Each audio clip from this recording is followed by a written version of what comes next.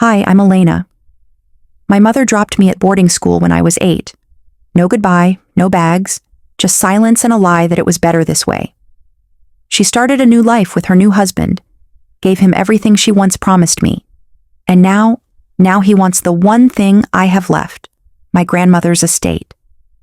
But what cuts deeper than betrayal is how quiet it all was, how carefully they removed me like erasing ink from paper. They held a wedding I wasn't invited to. They read a guest list without my name. They used my childhood jewelry on their daughter's neck. And when I finally stood up to say I was here too, they told me to stay quiet. So tell me, what would you do if your own family acted like you were never born? I still remember the sound of classical music drifting from the car speakers, soft but steady like it was keeping time with my heartbeat. I was 8. My knees barely reached the edge of the seat, and my shoes swung silently above the rubber mat on the passenger side. The car smelled like Mother's expensive perfume, French vanilla and bergamot.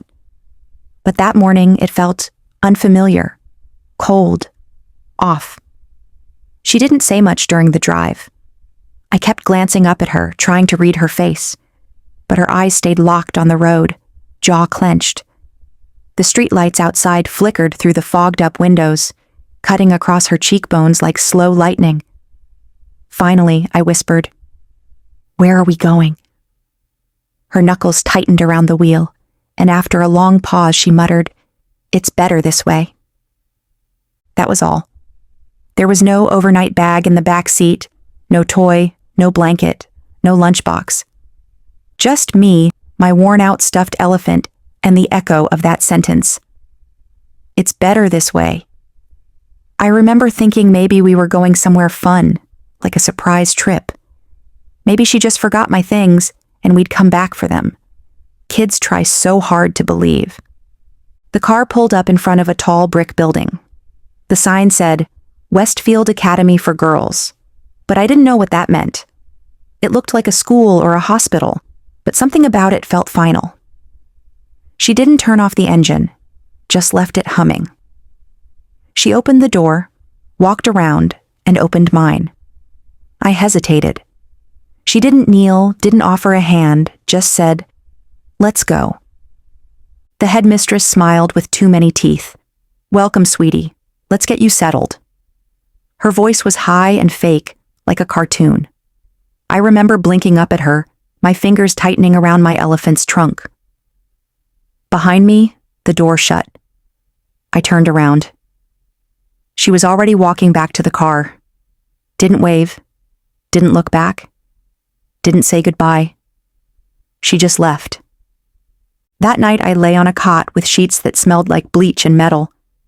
The room was filled with quiet crying and rustling from other kids. I kept staring at the ceiling tiles, waiting for the door to crack open, for someone to say there had been a mistake, that she was coming back, but no one came. 3 weeks later, Christmas rolled around.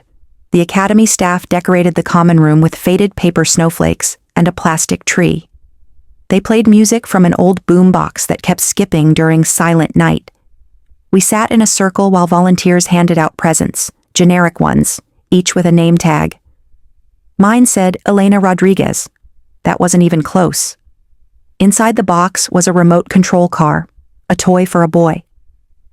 I stared at it, blinking hard as the other kids tore into their wrapping paper. A staffer leaned down and said, "Maybe your mom sent it, honey. We'll check the records later." She smiled, but her eyes said she didn't believe it either. I nodded, pretended it was okay. That night, after lights out, I slid the box into the trash can beside the hallway bathroom. I didn't cry. Crying was loud, and loud got noticed. Weeks turned into months. I stopped asking questions. But one night, while waiting for the hallway lights to flicker off, I overheard 2 staff talking near the kitchen. "She's not on the reunification list," one said. "Mother said she wasn't a good fit for the new situation." "New husband, right?" the other replied. "They just had twins." I didn't move, didn't breathe. My stuffed elephant, now missing one ear, was pressed against my chest. I whispered into its frayed fur. I must have done something wrong. Time doesn't heal. Time just piles more distance between the truth and what you're willing to believe. Now, 25 years later, I sat in my one-bedroom apartment sipping chamomile tea from a chipped mug. The walls were bare save for a single framed photo of the Golden Gate Bridge my coworker gave me after a weekend trip. The city lights of San Francisco blinked through the blinds behind me. I hadn't thought about her in years. Not really. She was just a name I used to flinch at. A file in my mental cabinet labeled, "Do not open," until yesterday, until that email. It slid into my inbox like a quiet bullet. No warning, no subject line flair. Just 5 words. Estate notification. Victoria Castellanos deceased. I didn't open it right away, but when I did, everything started again. Subject: estate notification. Victoria Castellanos deceased. Those words sat in the center of my screen like a landmine. My finger hovered over the mouse, not because I was scared of what I'd find, but because I knew whatever came next wouldn't undo anything. It wouldn't return that night in 2008. It wouldn't rewrite the silence that followed. Still, I clicked. The email was sterile. "Dear Miss Rodriguez," it began, like we were strangers on a formal business call. "You are being contacted as next of kin by birth in relation to the estate of Victoria Castellanos." Next of kin by birth. Not daughter, not family, just biology. It went on to explain that I may have a legal right to claim a portion of her estate, should I choose not to waive my interest. That phrase was bolded, as if they expected me to sign away whatever tiny fragment of dignity might still be attached to that name. I stared at the screen, hand resting against my jaw. My tea had gone cold, but I didn't move. I just kept reading that one line over and over. She couldn't call me her daughter, but I was good enough for the paperwork. I got up, stretched my legs, and walked toward the kitchen for more tea, mostly to avoid thinking. The kettle squealed loud in the quiet apartment, but it didn't drown out the memory echoing inside me. Curiosity is a cruel thing.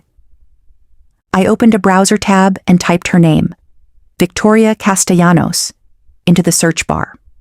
A few articles popped up, her gallery openings, a couple of photos at ribbon-cutting ceremonies, and then there it was, a public Facebook post shared by Marcus. The picture stopped me cold. It was a cheerful family photo. Victoria in an emerald dress, Marcus beside her in something pearl-colored, her hair perfect and tight like a news anchor's, and between them were 2 kids, maybe 15 and 17. One of them, the girl, was holding a silver locket. My silver locket. I leaned forward, heart hammering harder than it had any right to. That locket was a one-of-a-kind gift from my grandmother.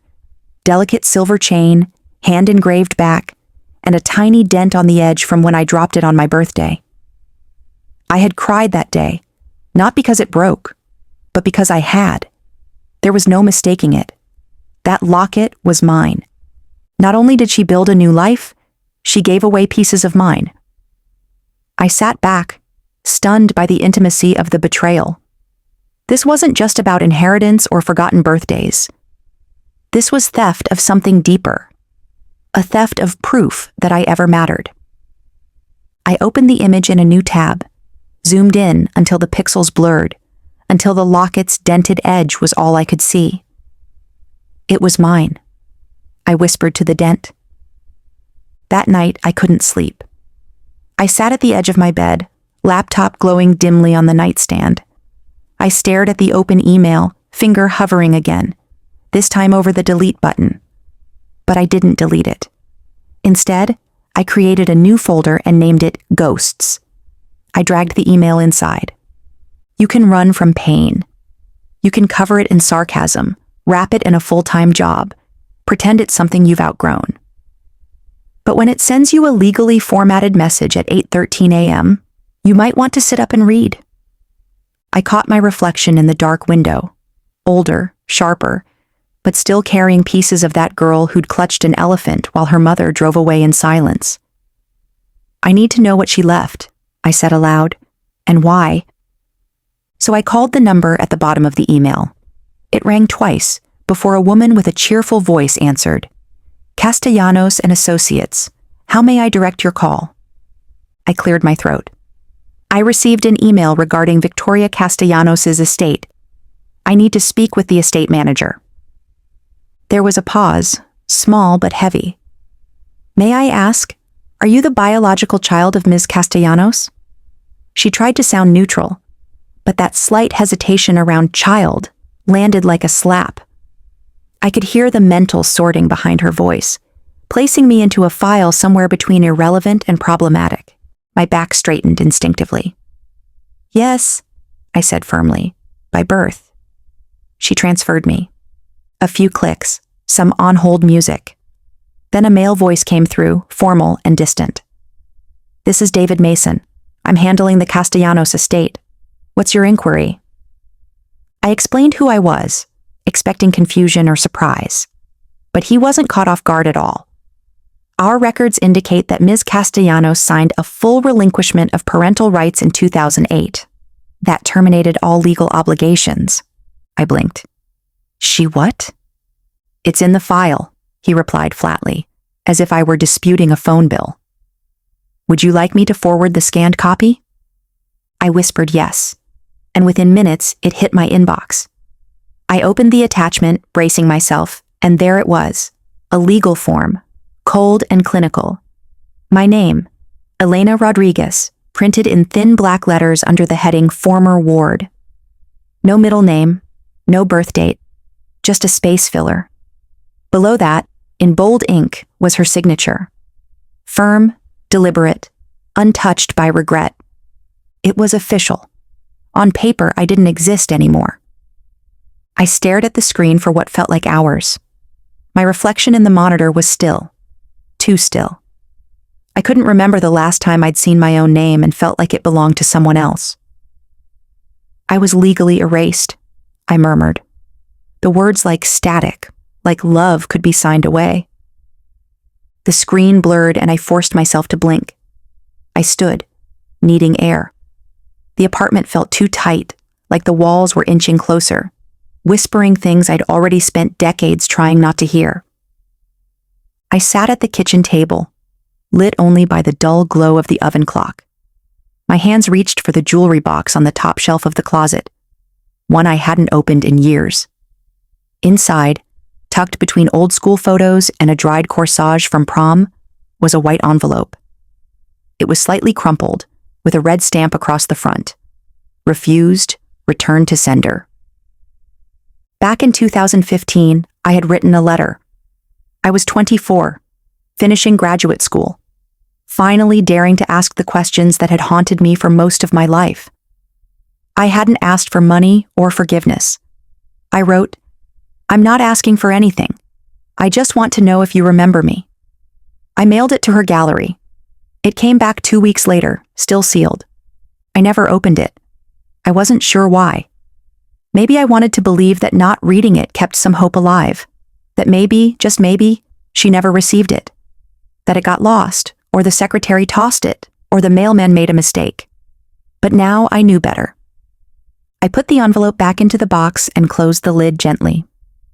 Back at my computer, I started searching legal definitions. Words like emancipation, relieved obligation, voluntary surrender. One after another, they all pointed to the same thing. My mother had done more than walk away. She documented it. She had chosen to make it law. No birthdays, no visits, no responsibility. Just a neat little declaration that I no longer existed. Not in her family, not in her life. I deleted her number from my phone again, even though I knew it by heart. That little act used to feel symbolic. Now it just felt procedural. A few hours later, I stepped outside. The sun was beginning to lower behind the clouds over Twin Peaks, casting long shadows across the walking trail. The wind bit through my coat, but I needed it. Needed something to cut through the dull throb building behind my eyes. I watched a family nearby toss bread to pigeons. A mother leaned down to help her daughter aim. I didn't look away this time. If I was erased on paper, I whispered to the wind, then maybe it's time I rewrite myself onto it. Tomorrow, I was going to the courthouse. If I was in the will, they'd have to say my name out loud. I stepped into the courthouse lobby with my name echoing in my mind. The fluorescent lights above buzzed faintly, mixing with the soft hum of the central heating. The walls were beige, the kind of beige that made time feel slower. I approached the window labeled Estate Division and tapped gently on the counter. The clerk behind the glass didn't look up.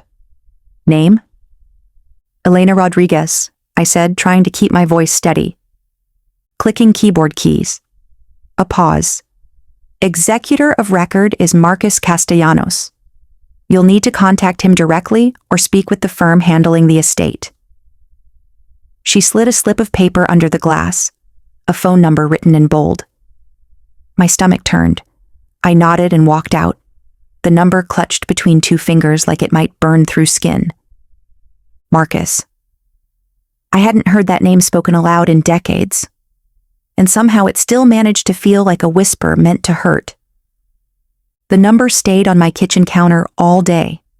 I didn't touch it. I made lunch. I folded laundry I didn't need folded. I stared at the wall, but the number was still there, daring me. And finally, after the sun dropped behind the trees, I gave in. The phone rang once, twice. A woman picked up. Hello? Her voice hadn't changed, still smooth, controlled, like every syllable had gone through a filter. This is Marcus Castellanos. I froze. It wasn't fear. It was something deeper, like hearing a song you hated, but still remembered all the words to. This is Elena, I said slowly. Elena Rodriguez. A pause. Then, yes, I figured you'd call. He didn't sound surprised, not angry, just annoyed, like someone who was asked to clean up a mess he hadn't planned for. There's no need for confusion, he began. Victoria didn't leave a will naming you, and truthfully, I don't believe it was ever her intent to involve you. This is about simplifying the estate. I couldn't speak. My throat tightened, but not from sadness. It was rage.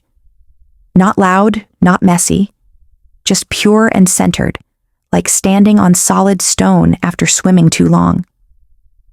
You're legally entitled to consider waiving your claim, he added. I let the silence stretch between us. Then I asked, Are you really calling me to make me disappear again? Another pause, and then he said something that boiled my blood. I'm calling to resolve this civilly. He hung up.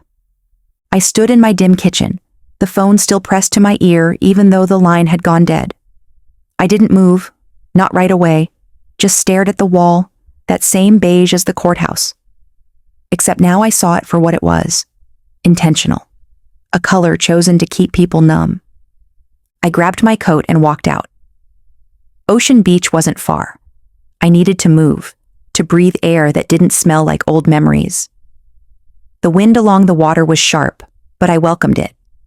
I walked past joggers, couples, a man feeding stale bread to gulls. I walked until my legs ached, then sat on a bench and stared at the choppy surface of the bay. He really believes I don't matter, I whispered to myself, that I won't fight. But he was wrong. I remembered something I read once, something about how the opposite of love isn't hate, it's indifference. And Marcus, he had perfected that. Well, if he wanted me silent, I'd remind him what my voice sounded like.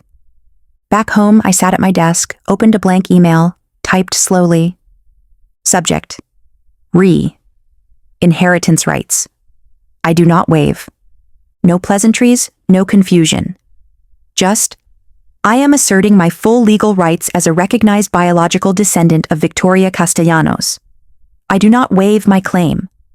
Any communication intended to imply otherwise will be documented and submitted with my filing. Best, Elena Rodriguez. Legal. Inside were copies of everything I'd gathered so far. Emails, screenshots, documents. I laid them out one by one, like a poker hand. No bluff, just facts. Let him think I'm a ghost.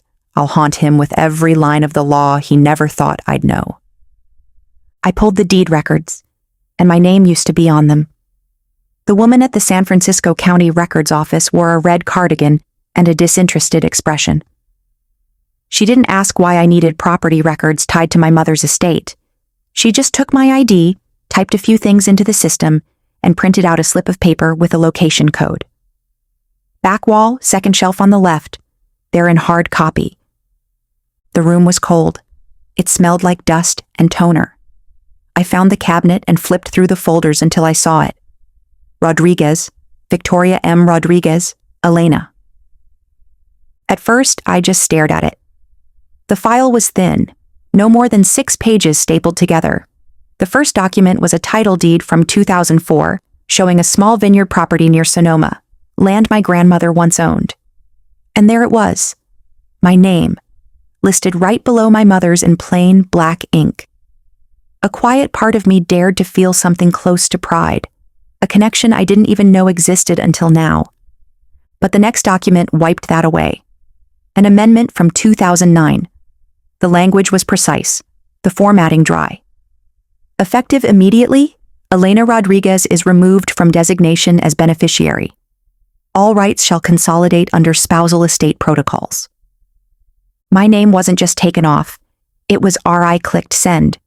Then I opened the bottom drawer of my desk and pulled out a folder labeled E-Placed. They didn't just give the land away. They rewrote it like I'd never existed. I whispered the words aloud, needing to hear them. They rewrote it like I never existed. I left the records office numb, file pressed against my chest like it might vanish if I let go. I didn't cry. Crying was something you did when you didn't expect it. But I had expected this. Back home, I sat on the floor beside the bookshelf, digging through a dusty box of papers my aunt had mailed me years ago. Most of it was random. Old report cards, a few birthday cards she'd written in beautiful cursive. Then, tucked between a manila folder and a Christmas card, I found it. A photocopy of a family trust agreement. A neon pink sticky note was stuck to the corner. Keep this safe. It has your name. I unfolded the pages slowly. There it was, an agreement signed in 2003. My name listed again, this time as a direct heir to a portion of the trust from my grandmother's holdings. No conditions, no caveats. The trust should have protected me. Then I looked at the dates. The trust had been quietly nullified in 2009, before I turned 18. The legal maneuver was buried in an appendix. There was a version of my life where I was still part of it. Someone decided that version didn't deserve to happen. That someone was probably sitting in a home I would never be welcome in, enjoying the fruits of a legacy built by people who once called me family. I sat back and closed my eyes. Anger didn't burn hot anymore. It just settled into me like sediment. I was tired of being spoken about like a mistake, managed like a risk. So I stood up. I picked up the phone and dialed the estate's legal office. A receptionist picked up, chipper as ever. I need a full list of all assets, holdings, and named beneficiaries of the Victoria Castellanos estate, I said, calm but sharp. I'm afraid that information can only be... You have 10 business days before I issue a subpoena. The court has already acknowledged standing.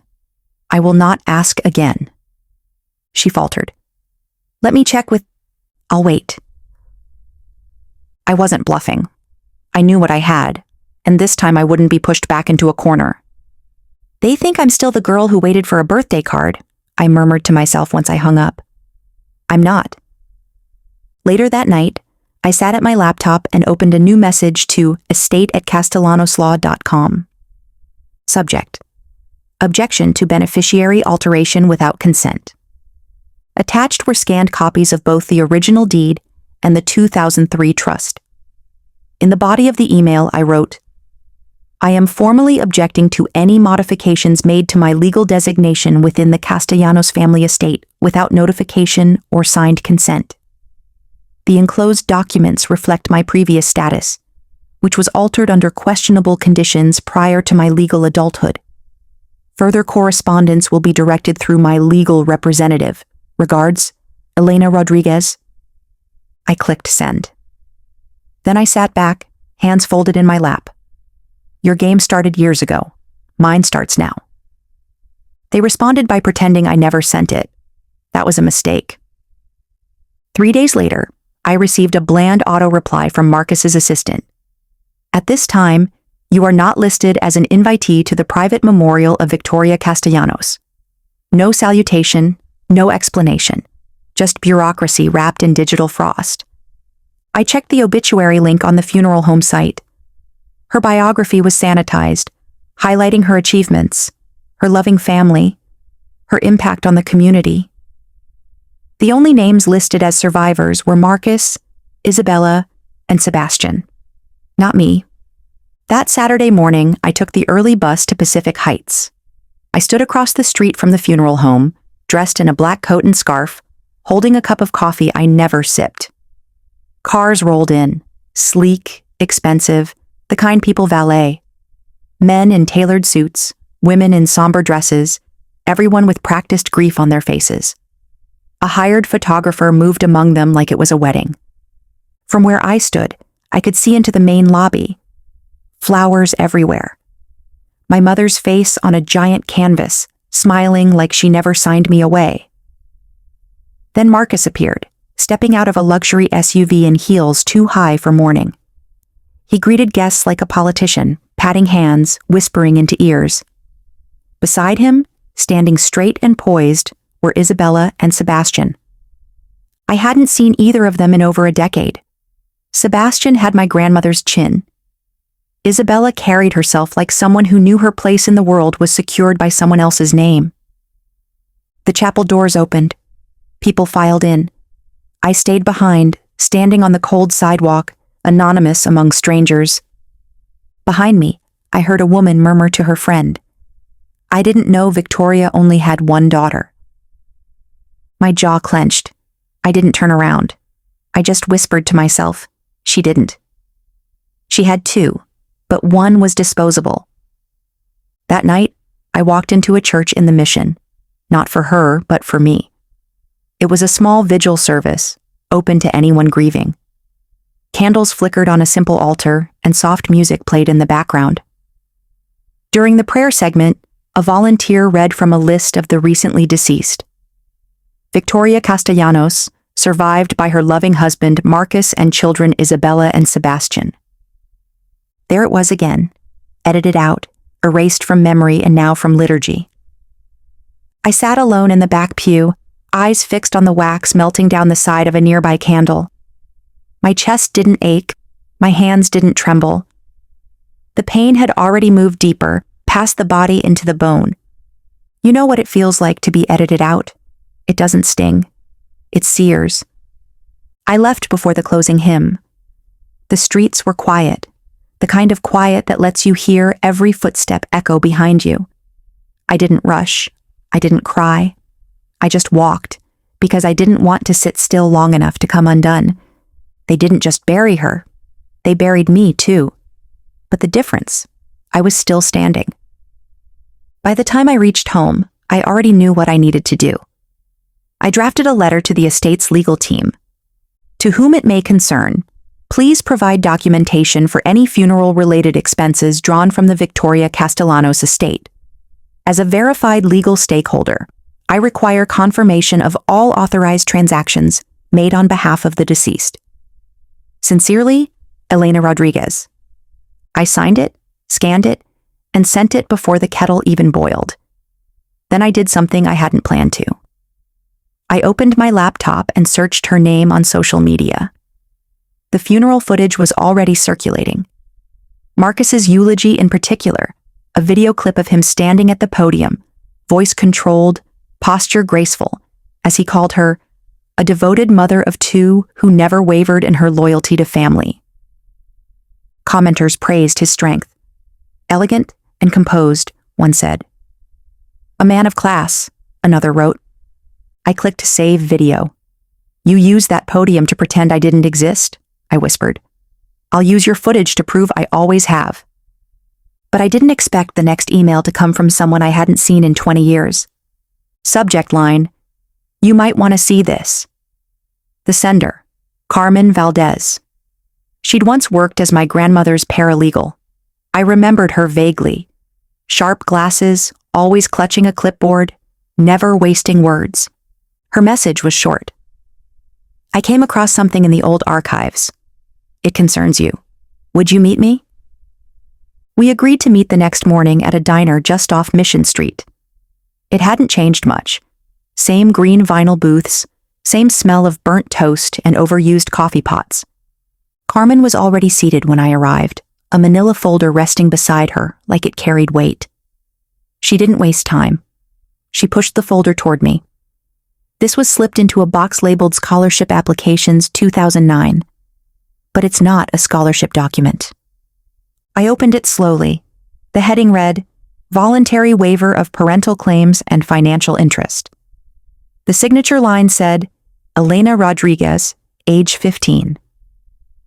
My breath caught. "I remember this," I whispered. "They told me it was part of a school funding form, something to help with tuition. I signed it in a counselor's office." Carmen nodded. "It's been reformatted, legalized, reused. It's essentially a contract to relinquish your claim, disguised as an academic form." The paper trembled in my hand, but not from fear, from fury. That night, I took the document to a retired handwriting analyst Carmen trusted. She worked out of a home office, walls lined with dusty books and framed certifications. She took one look at the signature and pulled out a magnifier. "This isn't your stroke," she said gently. "The loop formations are inconsistent. The pressure points don't match your known samples." I looked at her, my voice a whisper. "So it's not mine?" "It's not yours," she confirmed. "Someone traced your name or attempted to mimic your writing. Sloppy, but legal enough if no one looks twice." I sat back. The air felt thick. Someone had signed me away before I was old enough to understand what I was losing. Someone forged a future that wasn't theirs to write. Back home, I spread every document I had across the kitchen table. The trust agreement from my aunt, the original deed, the will fragments. Now this forged waiver. Piece by piece, the pattern sharpened. I called my cousin Sophia, a junior attorney working probate cases out of Oakland. She'd always been blunt, but loyal. She met me later that night and flipped through everything in quiet concentration. When she finally looked up, her voice was flat. "You're not just in the will. You're the will. They tried to rewrite you." I looked at her. "Then let's write it back." We got to work. Sophia helped me draft a complaint, attaching every document, indexing each page with footnotes. We added the forensics report, the handwriting samples, timestamps from the files. The case wasn't clean. It was messy, emotional, but it was real. And then, at 11:47 p.m., just as I was reviewing the final draft for submission, a new email came in from legal@castellanosfamilytrust.com. Subject: Immediate notice of action. If you pursue legal proceedings, we will counter with a full lawsuit for defamation, obstruction of estate distribution, and emotional distress. All media or public disclosure of internal estate documents will be pursued in court. I didn't flinch. I didn't reply. I just stared at the screen, lips parting into a half smile. Funny how quickly they found my name now. That's when the letter from the past arrived in a manila envelope with no return address. It was sitting in my mailbox when I came back from the grocery store, wedged between a credit card promo and a takeout menu. The envelope was thick, aged at the edges, folded neatly but handled enough to be familiar. No name, no postage, just my apartment number scribbled in black ink. Inside, a single-page letter typed on yellowing paper and a photocopy of what looked like a legal document. The letter read, "She meant for you to have this." I couldn't stay silent. No signature, no explanation, just the date, 3 days after the funeral. The will was old but intact, signed and notarized. And there it was. My name, clear, legible, half the estate allocated to me. My hands trembled. My throat tightened in a way I hadn't felt since I stood outside her funeral, invisible in plain sight. But this document didn't erase me. It remembered me. The next morning, I took the envelope to the Legal Archive Center downtown, a squat building buried behind City Hall. Inside, it smelled like old paper and cleaning fluid. The receptionist barely looked up as I explained what I needed. A clerk in a tweed vest brought me to the back. I gave him my name. When I said Rodriguez, his eyes lifted. "You're Carmen Rodriguez's granddaughter?" "Yes." He disappeared for a moment, then returned with a worn brown box. "Your grandmother was a detail woman," he said, setting it down gently. "Made me promise to keep a backup version of the will just in case." I opened the file. My hands were steady now. There it was again. My name, this time in ink, not pixels. Signed by Victoria Castellanos, dated just months before she died. Notarized. Witnessed. 50%. Half. Exactly what someone had spent the last 2 decades trying to keep from me. I closed the folder and looked at the clerk. "Would you be willing to speak to that in court?" He hesitated, then nodded once. I'd kept quiet long enough. Later that day, I walked into the estate office with the original will and a copy of the notarization. Their receptionist's face fell the second she saw me. She didn't need to ask why I was there. I was taken into a glass-walled conference room where 2 of Marcus's lawyers sat. They didn't shake my hand, just motioned toward the seat across the table. "I'm here to submit evidence for probate reconsideration," I said. "This document was signed by Victoria Castellanos after the alleged waiver was created. It supersedes any prior agreements." One of them glanced at the paperwork and immediately bristled. "This document was never disclosed in discovery. Its chain of custody is questionable." I leaned forward. "It's notarized, witnessed, stamped, and it's real." They whispered to each other for a few seconds. "Even if admissible," one said, "its intent could be debated." I smiled. Cold, not smug.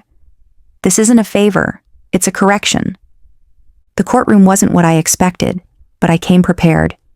The walls weren't nearly as grand as they seemed in movies. It was sterile. Beige chairs, dull carpet, the distant sound of shuffling papers and shoes against tile. But it didn't matter, because I wasn't there to be impressed. I was there to be heard.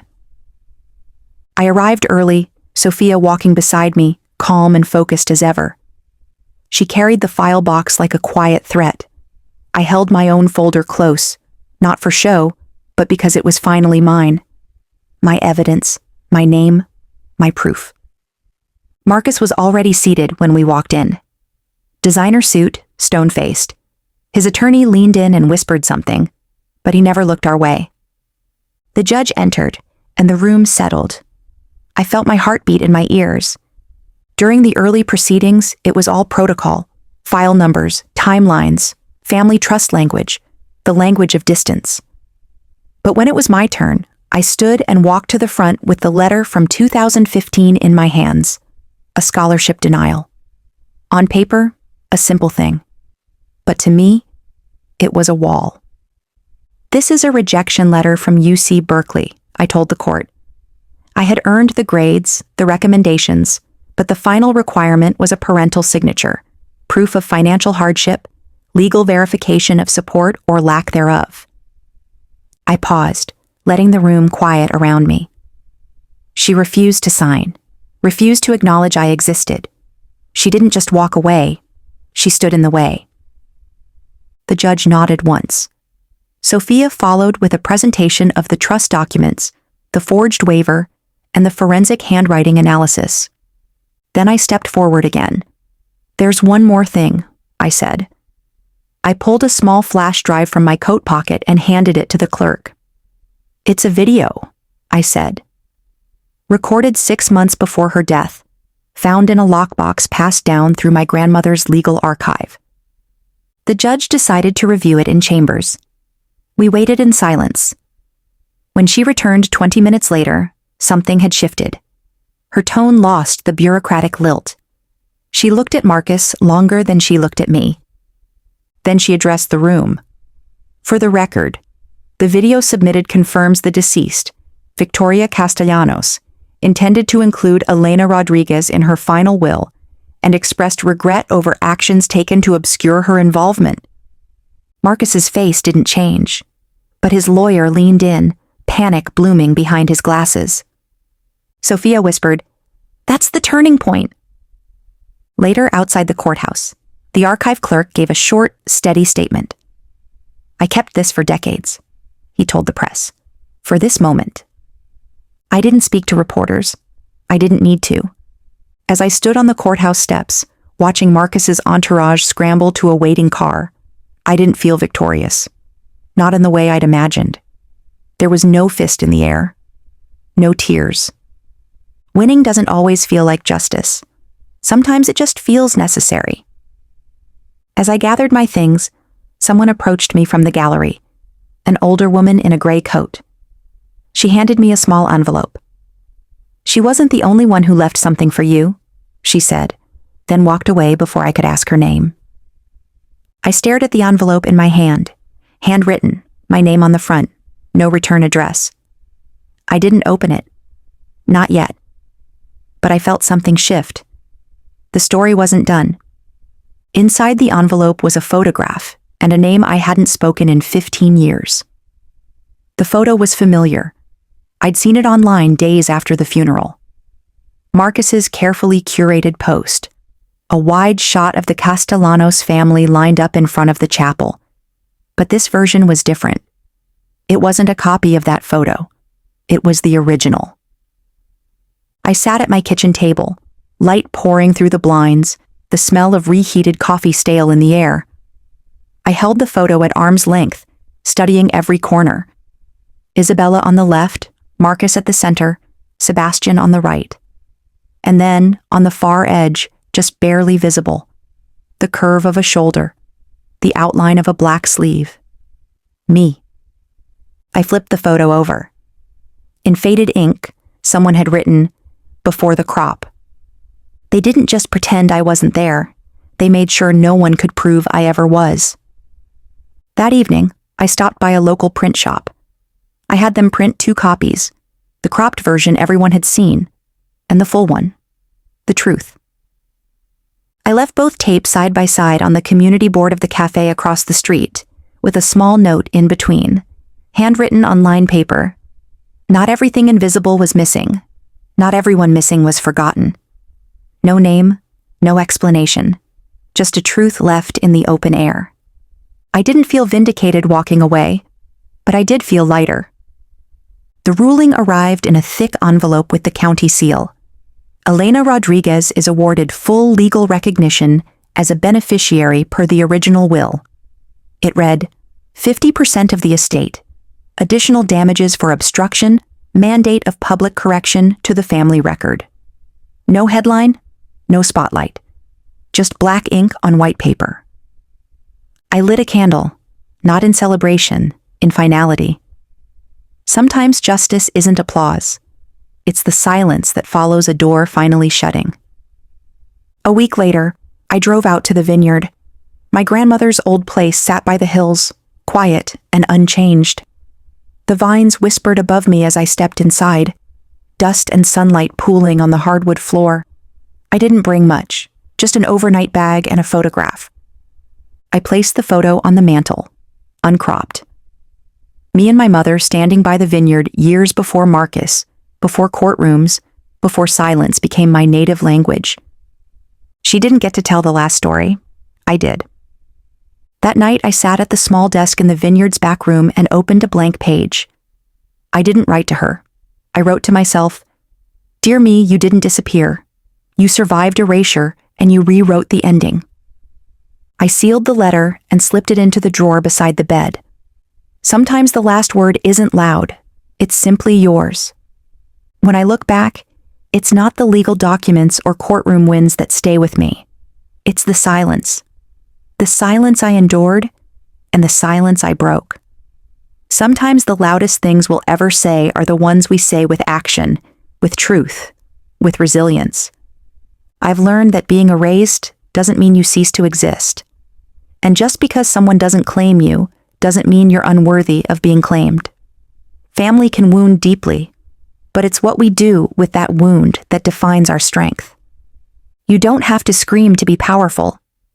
Sometimes simply refusing to disappear is enough. To anyone watching this who's ever been pushed aside, rewritten, or told they don't belong, know this. You are allowed to stand back up. You are allowed to reclaim your space. You are not just what they said you were. You are who you decide to be. Now, I'd love to hear from you. Have you ever been in a situation where your existence, your truth, or your place in a family or workplace was denied? How did you respond? Or how would you respond if it happened today? If this story touched your heart, type 1 in the comments, or let me know where you're watching from. And if you disagreed or felt something else, tell me why. Let's talk about it. And if you want more real stories about strength, family, and finding your voice, make sure to subscribe to the channel so you don't miss what's coming next. We've got so much more to share. Until next time, keep showing up, even if someone once told you not to.